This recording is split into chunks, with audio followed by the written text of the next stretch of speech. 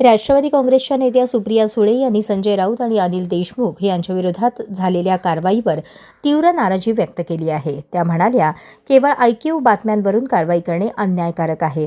न्यायव्यवस्थेने पुराव्यांच्या आधारावर निर्णय घ्यावा, असेही त्या म्हणाल्या. सुळे यांनी केंद्र सरकारवर टीका करत सांगितले की राजकीय विरोधकांना लक्ष्य करण्यासाठी सरकारी यंत्रणांचा गैरवापर केला जात आहे. लोकशाही आणि न्यायाच्या हितासाठी अशा कारवायांचा पुनर्विचार होण्याची गरज असल्याचेही त्यांनी सांगितले. अनिल देशमुख साहेब, संजय राऊत साहेब, नवाबभाई आणि भुजबळ साहेब या सगळ्यांना आयक्यू बातम्यांवर अटक झाली होती. वर्ष जेलमध्ये आयक्यू बातम्यांवर गेले होते. इथे तर डॉक्युमेंट आहेत. आणि सत्तेमधले आमदार पण, म्हणजे आम्ही तरी विरोधकात चला आमचा बायस असेल असं तुम्ही म्हणा, म्हणजे बजरंग अप्पांचा असेल, माझा म्हणा, जितेंद्र आव्हाडांचा म्हणा, रोहित पवार म्हणा, आम्ही सगळे विरोधात, शिवसेना असेल, काँग्रेस, चला आम्ही सगळे विरोधात, आम्हाला एका बाजूला ठेवा. पण सत्तेमधले तिन्ही पक्षाचे लोक म्हणतायत ना, तुमच्या प्रश्नातच माझं उत्तर आहे.